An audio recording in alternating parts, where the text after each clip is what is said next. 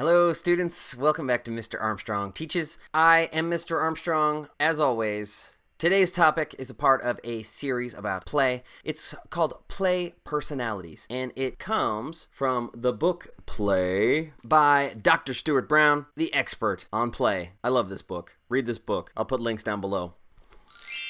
Play personalities is essentially different types of play that people can be into. Different people are into different things. Some people like playing sport ball. Some people would rather do a crossword puzzle. Knowing your play personality can help you to find what type of play is going to best serve you. Now, here's a list of the play personalities.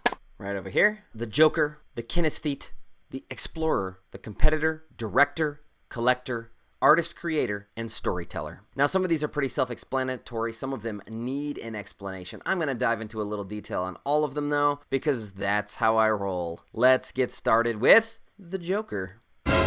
We've all known some jokers in our lives, always kidding around. Trickster personalities, right? They play pranks, they like nonsense jokes, goofing off. They can be sometimes kind of annoying in my opinion, although of course I have those tendencies as well. A joker likes to have fun, likes to play around. The Joker. Next up, the Kinesthete. This is a word that Microsoft Word keeps telling me is not a word. That was a lot of words. I would call the Kinesthete the mover and the shaker. Someone who likes to use their body for play. Physical play, movement, athletics, dance, juggling, running, jumping. They like to move their bodies. That's play for them. The Kinesthete, or the mover and the shaker. And then we have the Explorer. Explorers like to venture into the unknown. They like to have new experiences in the physical world. But an explorer can also explore through research. Some explorers explore their emotions or different ways of thinking. Explorers like to find out. That's how they play. Next up, we have the Competitor.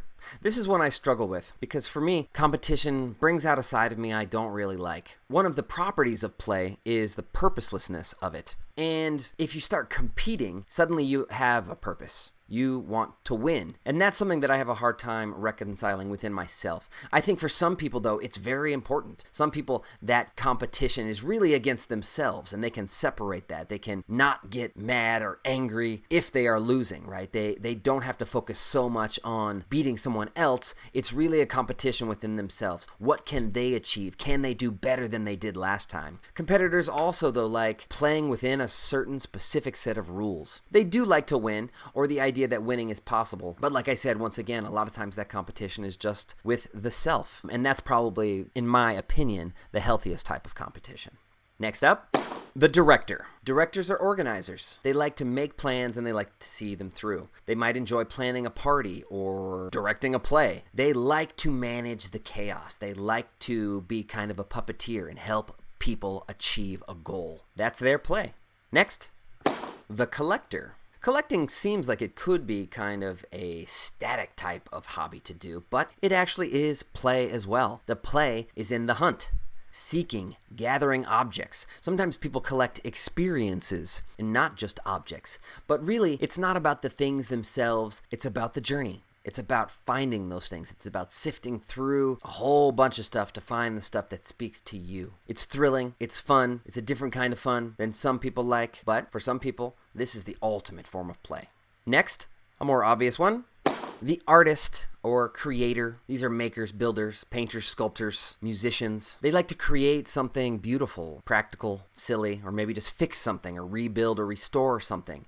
For them, the play is in the process. This is one of the types of play that you can most successfully do on your own. Also, of course, there's plenty of collaboration that can be had with creating, with making things. They like to get their hands dirty. They like to involve themselves in bringing something back to life or bringing something to life that didn't exist before they came along.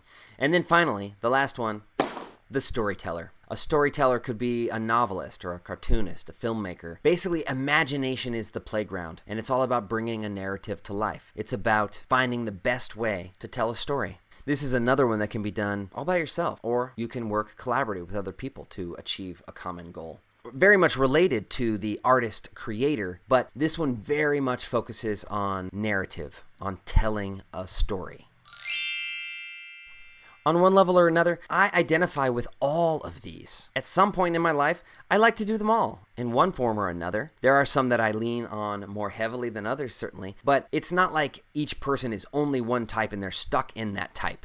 Also, a lot of these things can combine. Sometimes the play is physical and artistic, for example. Don't limit yourself to just one of these things. In fact, exploring multiple play personalities, multiple play types is probably better for you because variety is the spice of life. But just knowing this list can be so helpful, especially if you're having a hard time reintroducing play into your life, because our society does such a great job of teaching it out of us. If you're having a hard time finding play in your life, finding ways, ask yourself which one of these you connect with the most and start to explore that particular thing. That is one way to start to kind of reintroduce play into your life. There are other ways, of course, which will be the topics of future videos. Thank you so much for watching. This has been Mr. Armstrong Teaches. Like and subscribe. If you have any questions or comments, put them down below. Tell me what you think your play personality is or which ones you identify with the most. I would love to hear about it.